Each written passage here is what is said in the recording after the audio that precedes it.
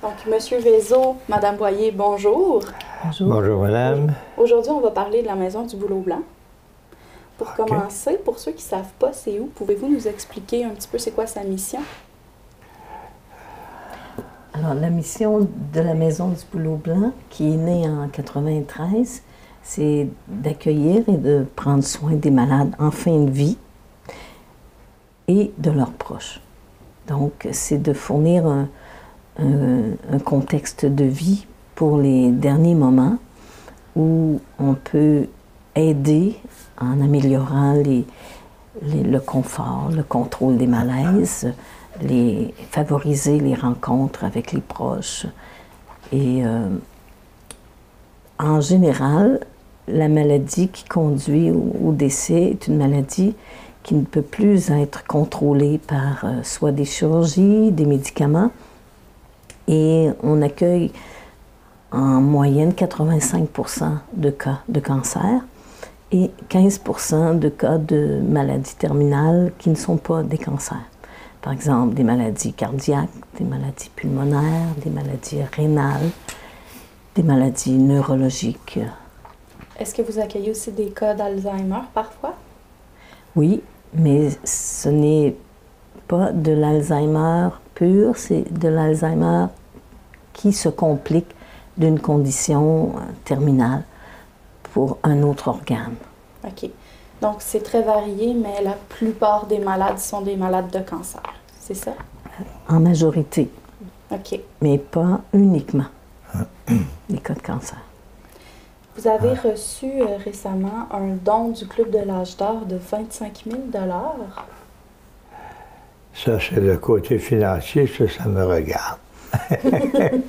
Hey, on était contents, très contents de recevoir ce montant-là. Parce que même si on est subventionné par le gouvernement, et puis qu'on vient d'avoir une hausse dernièrement, après je dirais quasiment des années de négociations, on est quand même obligé d'aller dans la communauté pour aller chercher ce qui manque pour ajouter à la subvention, pour être capable d'avoir ce que ça coûte annuellement pour faire rouler cette maison-là. Fait que quand on reçoit un don de 25 000 comme on vient de recevoir de l'Âge d'Or à Ricana, d'Amos, c'est très apprécié. D'autant plus que, comme ils nous ont dit, eux autres, ils font ça, ils ont fait cet argent-là dans la communauté. Fait qu'ils ont dit on va la retourner dans la communauté. Comme c'est pas seulement des personnes âgées qui viennent au Bouleau Blanc, mais en majorité, c'est des personnes âgées, puisqu'on a l'âge moyen des personnes a été fait dernièrement, et puis 73 ans. Pour l'année 2021. OK. Oui. Alors, c'est vrai qu'il y a beaucoup de personnes. On était surpris, mais agréablement surpris. Et puis, on les en remercie, puis on remercie toute la population qui a aidé par l'amassement de ça, par des activités que faisait. C'est la communauté qui apportait de l'argent là. Puis là, ben, il l'apporte chez nous, puis on la redistribue, nous, dans la communauté, par tous les achats qu'on fait. On fait nos achats dans la communauté le plus possible, je dirais à 99,9%. Le roulement se fait à l'intérieur de la ville d'Amos ou des alentours. Et puis, pour les malades, bien entendu. Fait que ça fait bien notre affaire de recevoir des montants comme ça. Encore une fois, on les en remercie beaucoup. L'argent que vous recevez, est-ce que c'est toujours sous forme de dons? Est-ce que parfois vous faites des activités de financement? Oui, on fait des activités de financement également. On a plusieurs activités de financement. Là, depuis début 2020, bon, on est coupé assez souvent à cause de la COVID. Mais il y en a qui fonctionnent quand même, comme on a un calendrier annuel qu'on a depuis 2014 qu'on fait ça, pas 2014, 2004. Je retarde, moi, là. Depuis 2004, et puis ça nous rapporte, je peux, bon an, mal an, là, à 25 000 $.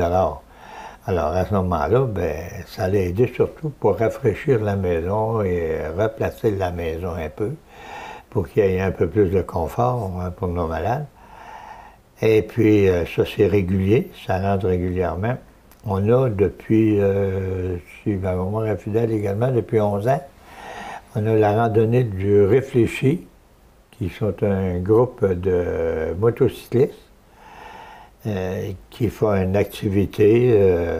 Et puis, à l'intérieur de l'activité, ben, il y a la grosse activité qui est faite, c'est une vente de billets. Pour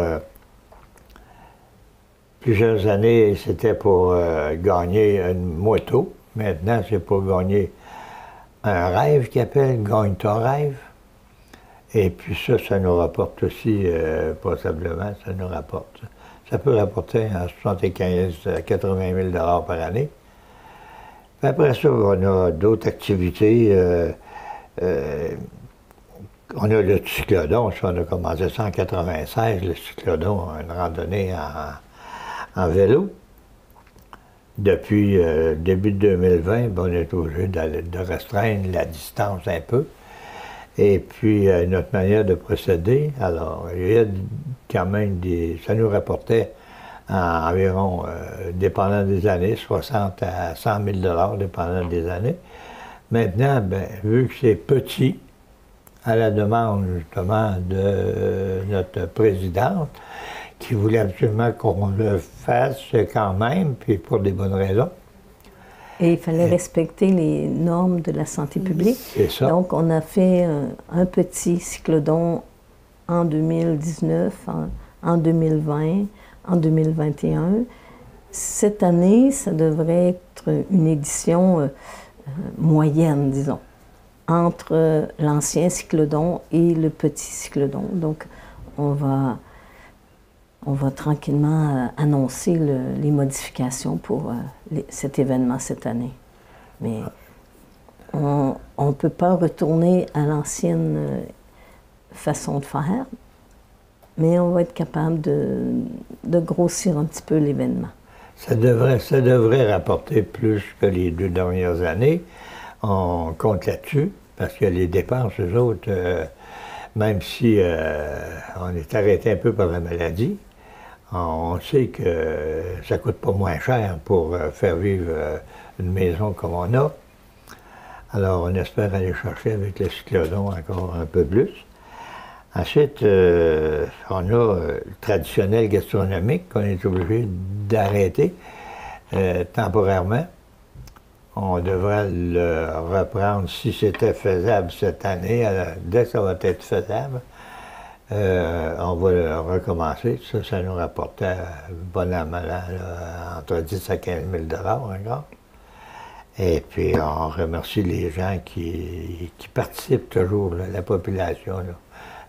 Elle embarque facilement dans toutes nos activités. On a aussi ce qu'on appelle la marche des chiens. Moi, je dis la marche canine, mais marche des chiens, qui est organisée depuis, ça fait plusieurs années, probablement 6 ans. Une randonnée en ville avec accompagné des chiens, tu sais. C'est un cœur à 4 pattes. Un cœur sur pattes. Un cœur sur pattes. On appelle ça un cœur sur pattes. Ça aussi, ça nous rapporte beaucoup. La dernière année qu'on l'a fait, ça nous a rapporté, si ma mémoire est fidèle, 18 000 $. Hein? Oui. Ça nous a rapporté, à pas dire, là, pour quelques heures dans l'après-midi, un bon dimanche après-midi. Alors, on part, on tient les chiens en laisse, et puis, bon, les gens placotent. On marche à travers la ville. C'est une marche à l'intérieur de la ville. Puis ça tient les gens en santé, là. Ils se tiennent un peu plus droit que moi, je me tiens, parce que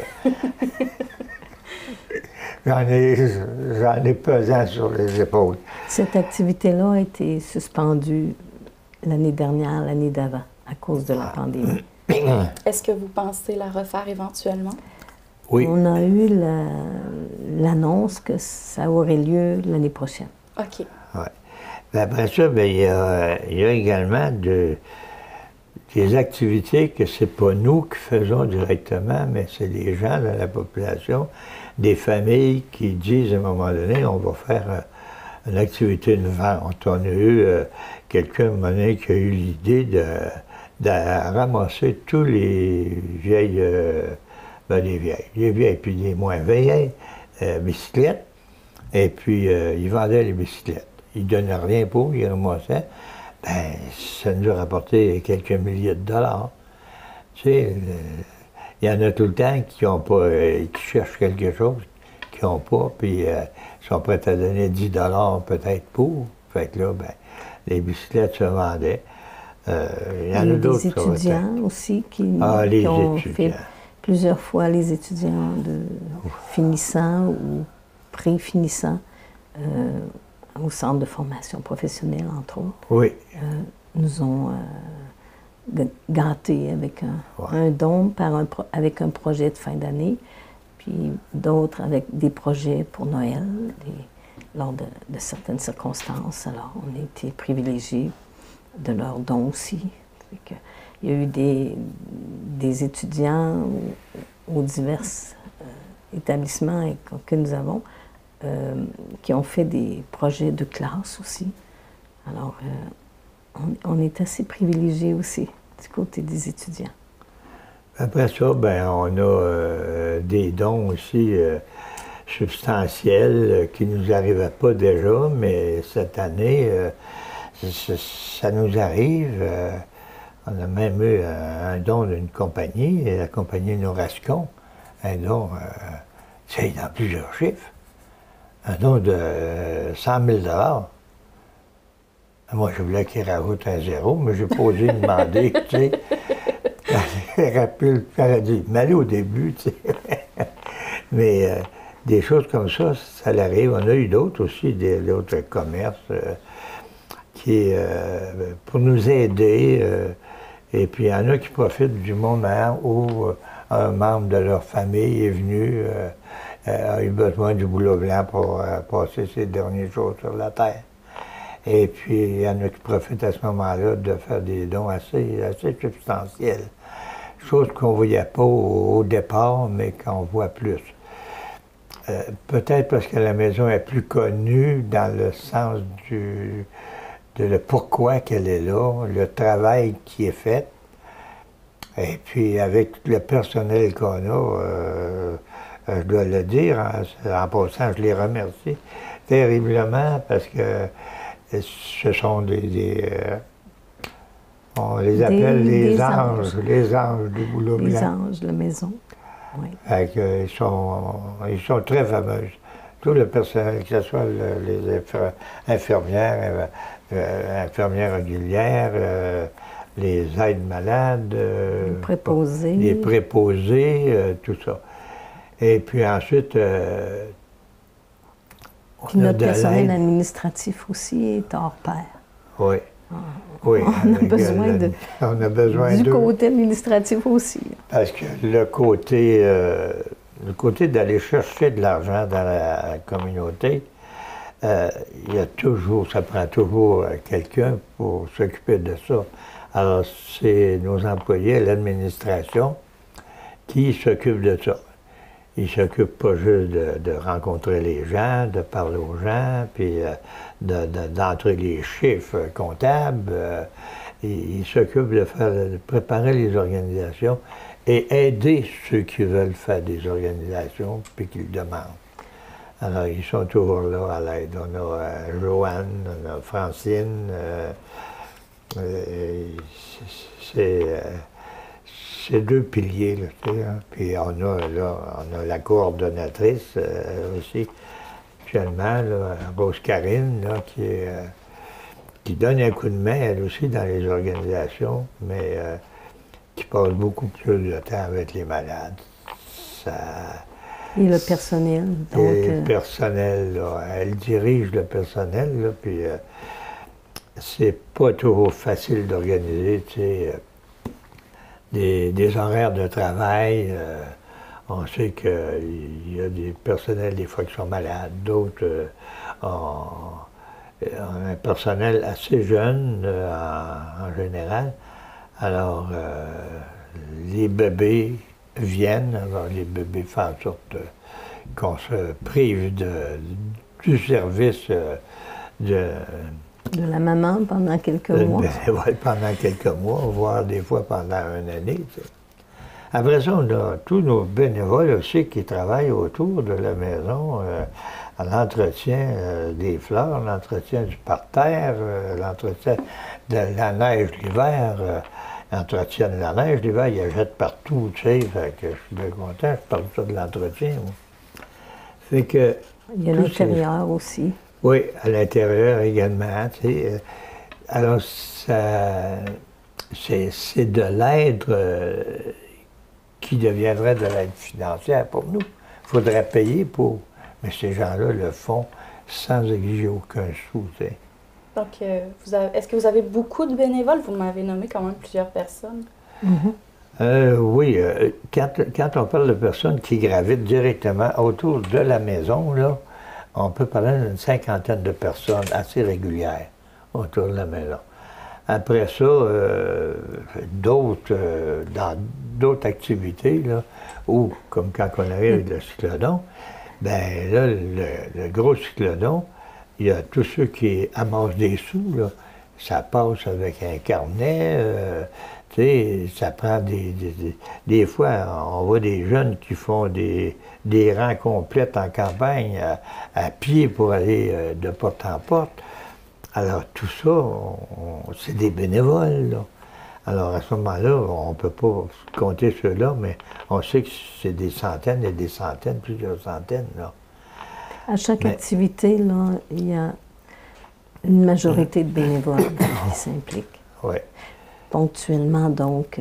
Alors, on a des bénévoles qui sont présents très régulièrement, puis on a des bénévoles qui disent, moi, je me colle à telle activité, puis ils sont fidèles à cette activité-là. Le reste du temps, ils sont disponibles pour d'autres organisations. Alors, mais ils nous font le cadeau, dans un certain contexte, d'être là pour nous. Parce qu'on reçoit du gouvernement environ, là, depuis dernièrement, là, ça vient d'être donné, on recevait 75 000 des subventions, 75 000 par livre, fait que nous autres, ça faisait 300 000, c'est ça? Oui, ouais. Et puis là, nous allons recevoir en tout 110 000 par livre, ça veut dire 440. La balance, là, nous, il faut qu'on aille le chercher, cet argent-là. Alors, ça va jouer là, entre 250 à 300 000 $ par année. Alors, ça n'en a pas d'activité. Il y a des dons qui rentrent là-dedans, là, heureusement, qu'on reçoit des gros dons des fois. Et puis, fait que ça fonctionne. Parce que si les malades reçoivent les services dont ils reçoivent, bien sûr, à ce moment-là, les gens en dedans, ils ne sont pas bénévoles, là, les infirmières, ainsi de suite. C'est pas bénévole. Puis on sait qu'est-ce que ça coûte, ils sont tellement en demande. Alors, puis ils méritent ce qu'on leur donne bien comme il faut. Puis même, souvent, il y en a plusieurs qui font du bénévolat à travers ça, en plus du travail rémunéré. Mais il faut que ça se paye, ça prend un toit. Alors quand on dit un toit, ben, ça veut dire une maison. Alors on sait qu'aujourd'hui, même si des fois on a un peu d'aide à payer certaines choses pour la maison, il faut voir quand même à tout ce que ça coûte, l'entretien de la maison. L'entretien, parce que la maison est belle, elle est propre. Alors tout ça, tu sais, c'est de l'argent des fois. Les réparations, quelque chose brise en dedans, on a des bénévoles qui réparent, mais des fois les bénévoles ne sont pas capables de réparer tout. Alors, des fois qu'on a un bris d'eau, alors c'est de plancher pour réparer une partie, des choses comme ça, tu sais. Puis, c'est pas facile de réparer ça à travers les malades qu'on reçoit, mais on attend toujours, puis quand on a moins de malades, ben, une chambre ou deux chambres de libre. Ça n'arrive pas souvent, mais on en profite là, pour faire un petit peu de travail qui ne dérange pas les autres, là, bien entendu. Parce qu'on essaye d'avoir le plus de tranquillité à l'intérieur de la maison, tout en ayant, une vie des plus normales. C'est ça qui est le but de la maison, il le disait tantôt, là. Les gens, ils viennent, OK, ils vont venir chez nous, ils vont partir de chez nous, d'une certaine façon, mais entre l'entrée et le départ et la sortie, ben, il faut qu'ils vivent, puis il faut qu'ils vivent comme il faut. Alors, il faut lui donner, si tu veux, à un moment donné, de la joie, quelque chose à faire aussi. Et puis, on a des gens, des fois, qui viennent jouer de la musique, on a des gens qui viennent chanter pour. Là, on va s'organiser pour qu'on ait plus de place dans la maison. Vous allez dire où? Ben, on parle d'un agrandissement. On travaille actuellement là-dessus, Il y a des gens qui nous aident, mais on sait qu'un agrandissement, bon, on ne peut pas dire aujourd'hui je fais un agrandissement, puis demain matin, on met, si tu veux, la pile là-dedans. Mais on est rendu que l'appel semble mieux de plus en plus près, si tu veux, du sol, là, tu sais, là, pour pouvoir démarrer. Ça fait combien de temps que vous parlez d'un projet d'agrandissement pour la Maison du Bouleau Blanc? On parle depuis 3 ans qu'on a commencé à penser d'un agrandissement, mais on peut dire qu'on parle plus vraiment là, avec plus de profondeur depuis 1 an. Et puis, beaucoup de gens ont été approchés, beaucoup de gens sont très intéressés à nous aider. Alors, il reste à rencontrer les architectes qu'on rencontre le mois prochain, au mois de mai. Combien de lits ça permettrait d'ajouter, d'agrandir la maison? Il n'y aura pas de lit. On n'ajoutera pas de lit, mais on va améliorer le côté mieux-être des malades avec 4 chambres nouvelles, neuves. Et les anciennes chambres vont avoir une réorientation de leur vocation, si je peux dire. Mais l'agrandissement vise vraiment à améliorer la condition du séjour. Une autre chose Nous, on a commencé à la Maison du Bouleau Blanc avec une maison qu'on a achetée qui était faite. On est parti avec ça. On a toujours fonctionné avec ça, excepté un agrandissement, un aile qu'on avait fait pour une plus grande chambre lors d'une campagne de financement au début. En 1994. Les chambres, on a pris les chambres qui étaient là telles qu'elles étaient, on a essayé de les rendre le plus fonctionnel possible, mais c'est pas comme construire quelque chose d'aujourd'hui, c'est que se construit beaucoup de maisons sont construites par après. On est rendu 38 ans, je pense, en province. Eux, ils ont fait de la construction neuve. Nous, c'était une expérience qu'on commençait les maisons de soins palliatifs, ça n'existait pas. Là. Alors, nous, on s'est dit, il faut qu'on commence avec 0. Puis, on n'est pas gêné de le dire. On a ouvert les portes avec 12 000 $, d'un compte de banque.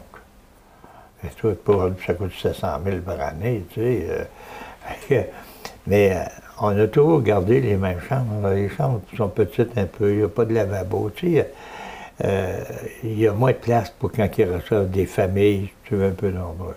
Alors, ce qu'on veut, c'est leur donner des appartements, 4 chambres quand même, une qu'on a, la grande qu'on a, 3 autres qu'on va faire. Et puis, on veut accommoder également nos médecins, nos infirmières, avec un endroit pour être plus à l'aise pour travailler et que ce soit plus intime aussi. Plus discret dans les discussions. Plus discret, le mot juste, là. Puis la grande chambre, qui est la chambre qu'on a ajoutée en 1994, c'était notre chambre idéale. Là, les 3 prochaines chambres vont se rapprocher de ce modèle-là. Parce qu'elle est grande, elle est fonctionnelle, elle a des commodités complètes. C'est un petit peu ça qu'on va faire. Donc, on va ajouter 3 chambres, mieux améliorées au point de vue fonctionnel, belles. Et puis, on va ajouter aussi des accessoires. Donc, ça va être probablement un 5 pièces qui va s'ajouter à la maison. Tout le monde à l'intérieur va y regagner, surtout les malades. Et puis, s'il y a plus de services de donner aux médecins qui viennent, aux infirmières, notre personnel qui est là actuellement, et puis qui ont plus de place, là, tu sais, là, plus de liberté un peu pour travailler, bien, ça va avoir, si tu veux, un effet sur les malades, bien entendu. Parce qu'on ne peut pas immédiatement faire des chambres. Ça ne le nécessite pas, présentement encore, faire des chambres nouvelles. Hein. On a des fois des gens qui ont dit qu'ils sont en attente là, pour entrer au Boulot Blanc parce que les 4 sont prises, mais c'est très, très rare. Quand il y a quelqu'un qui arrive en attente, c'est peut-être une journée ou deux, puis là, il y en a un qui décède. Tu sais. Il y a un roulement là, tu sais, assez rapide, sans avoir des attentes. C'est arrivé une fois qu'on en avait 12, il y a plusieurs années, on est arrivé avec 12 qui étaient en attente. Alors là, on a dit, qu'est-ce qu'on fait si c'est ça? Mais ça s'est produit une année, il y a, je pense, 5 ou 6 ans. C'est le seul temps. Nous sommes aussi agréés pour 4 lits à cause de notre population. OK. Comme Rouen est agréé pour 6 lits, puis Val-d'Or pour 6 lits, à cause de leur population. Le projet de Lassar est en bonne voie de se réaliser cet été et ils vont être agréés pour 4 lits. OK. Toujours, c'est jugé selon la population que l'on dessert. Bien sûr, on peut accueillir des gens de l'extérieur de notre secteur, en particulier quand ils ont de la famille dans notre secteur, ou parce qu'on s'entraîne entre maisons. Il y a des maisons qui sont pleines, puis la personne a une parenté qui est à peu près à mi-chemin, fait qu'il n'y a pas de problème. La personne souhaite venir, alors on s'entraide entre maisons en suivant un petit peu la volonté aussi des malades. Là. En terminant, j'aimerais parler du projet Thérèse. Oui. Oui, donc ça a commencé il n'y a pas longtemps, puis c'est avec Véronique Lemay. Est-ce que vous pouvez nous résumer un petit peu comment ça s'est passé, comment vous avez été approché pour ce projet-là? On a été approché par Jean-Pierre Gravel, qui, comme il dit, lui et Véronique, ils sont cousins. Hein? Et puis, ils ont eu une grand-mère qui est venue passer ses derniers moments à la Maison du Boulot Blanc. Ils ont connu qu'est-ce que c'était la Maison du Boulot Blanc à ce moment-là. Véro, son père, est venu aussi par après à la Maison du Boulot Blanc. Et puis, fait que ça leur a donné, ils ont vu qu'est-ce que c'était. Quand les gens n'ont pas vu qu'est-ce qui se passe dans cette bâtisse-là et l'intérieur, ils peuvent s'imaginer toutes sortes de choses, tu sais. Mais quand ils voient tout ça, ils n'en reviennent simplement pas de voir tout le bien qui se passe à l'intérieur de ça. Puis la vie qu'il y a à l'intérieur de ça. Une maison où la vie part, mais avant de partir, il faut qu'elle fasse un bout avant d'ouvrir la porte. Bien, elle fait le dernier bout, puis elle le ferme dedans. Alors, tu sais, ça sent pas les médicaments. Quand on a voulu ouvrir ça, la présidente puis moi, je me souviens, on faisait le tour, puis on disait aux gens, ça ne sentira pas le médicament chez nous. Ça ne sentira pas ça. Ça va sentir la bonne bouffe, tu sais. J'étais content quand on a ouvert avec les personnels qu'on avait là, des bonnes madames de 40, 45 ans, puis d'autres plus vieilles que ça même. C'était vraiment bénévole. Ils faisaient de la bouffe, de la bonne bouffe, ça goûtait. Tu sentais les gâteaux là-dedans, ça sentait les beignes. Il y avait tout, puis ça a toujours été comme ça. C'est toujours une maison là, qui sent très bonne. Tu rentres là-dedans, là, puis tu te dis, ah! Puis nous, c'est une maison, alors familiale. On a gardé le cachet familial. Et puis, avec notre agrandissement, on veut garder ça familial. Fait que là, Jean-Pierre est arrivé avec le projet, puis il nous a parlé de ça. Je dois te dire qu'au départ, je ne comprenais rien. Tu sais, je me disais, comment on peut organiser ce que Jean-Pierre nous parle, tu sais. Mais il va avec son affaire tellement bien qu'à un moment donné, on a dit, oui, ça peut simplement être bien, puis ça peut se faire. Ça peut se faire chez nous. Monsieur Jean-Pierre, il avait vécu des moments très particuliers. Oui. En accompagnant son proche, puis il voulait que toute personne qui vient au Bouleau Blanc ait cette possibilité-là de vivre des moments très spéciaux. Alors c'est comme ça qu'il a introduit Véronique à essayer de s'adapter à chaque malade et à leurs proches pour leur créer un moment. Pour certaines personnes, c'est, par exemple, signer une carte par tout le monde. Pour d'autres personnes, ça peut être de vivre ensemble un coucher de soleil. Pour d'autres personnes, ça peut être d'aller dehors, faire un repas de famille autour d'un feu. Véronique va être son outil de réalisation, de donner des moments privilégiés aux malades qu'ils voudront.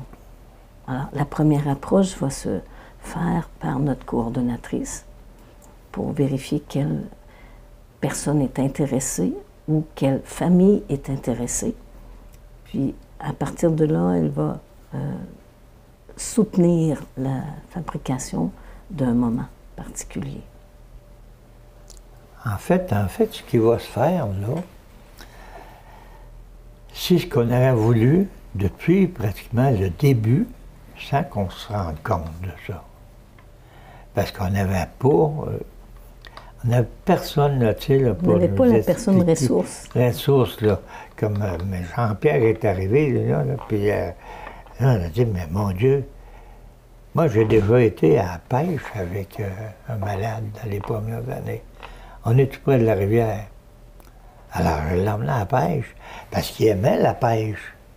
Alors, j'ai dit, je vais l'emmener à la pêche. Et puis, il en parlait, là, tu sais. Bon. On n'aurait pas pu me demander ça. Ouais. J'ai zéro à la pêche. Mais tu sais, à un moment donné, il y en a d'autres. Ça prend donc une personne ressource, là, qui... Il y en a d'autres, là, moi, c'est...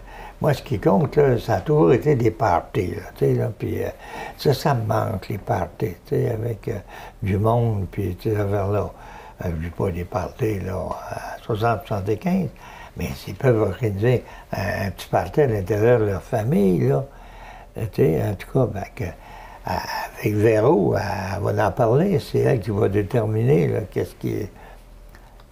qu'est-ce qui est faisable. Si c'est faisable, puis comment c'est faisable. Puis le moment aussi, choisi par la famille, par le proche. C'est ça.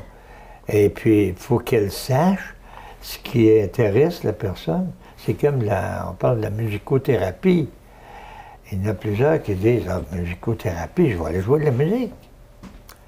La musicothérapie, c'est plus que juste jouer de la musique. C'est de jouer une musique ou de chanter pour une personne de la musique qu'elle aime. Pas arriver et faire jouer de la musique à une malade ou un malade, et puis qui se met à sacrer parce qu'il déteste cette musique-là. Ça s'est vu. Écoute, là. Fait que... Mais l'avoir su, si les gens l'avaient su, il y aurait mis d'autres visites, mais on ne voyait pas... Alors, eux autres, là, Jean-Pierre puis Véronique, là, ça, ils l'ont. Par rapport à ça, ils l'ont. Jean-Pierre, il l'a, puis Véronique, ben, je pense que son nom, il est peu à faire de son nom. Il est fait, Véronique, là. Puis, il est fait, puis il est bien fait, incapable là-dedans. On le voit d'ailleurs dans la vidéo qu'on a eue, là, dernièrement, là. de voir comment qu'elle explique cette chose-là. Là. Moi, demandez-moi pas de tout expliquer ça. Ça va contribuer au mieux-être aussi. Ouais. C'est un plus. Puis, Puis, je pense que les soins palliatifs de fin de vie, c'est très important. Puis, il faut toujours avancer aussi, s'améliorer et tout. Là. donner aux malades ce qu'ils veulent, là, tu sais, quand on le peut, là, tu sais, là. Bien, ça, il y en a plusieurs que c'est des choses de même. On a eu des fois des malades où ils voulaient avoir le minou, leur minou. Bien, on est le chat, d'autres c'est un chien, un chien. Moi, je sais qu'il y a des employés qui m'ont dit, oui, mais M. Vézo, si jamais c'est un cheval, puis qu'il voulait emmener son cheval ici, alors je vais construire une clôture en arrière, et puis par ça, la fenêtre, il va le voir, le cheval. Puis quand il va pouvoir sortir, il va aller au cheval, ça ira jusque-là. Je dis, elle va construire. Je l'aurais fait construire par d'autres, là, parce que, à un moment donné, on ne veut pas tout faire soi-même, mais quand on dit ça, on va chercher des bénévoles. Ça, c'est jamais arrivé, là, une chose de même. Mais des animaux, oui.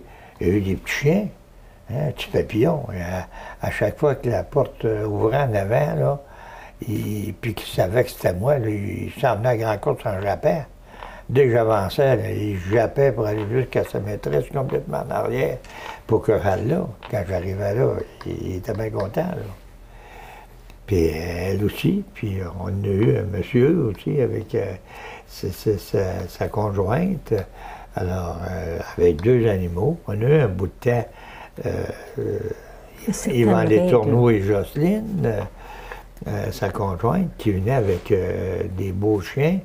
C'est parti remise, parce que là, il en a perdu un, il était prêt à l'élever d'autres. Il m'a dit dernièrement encore qu'il serait prêt à venir.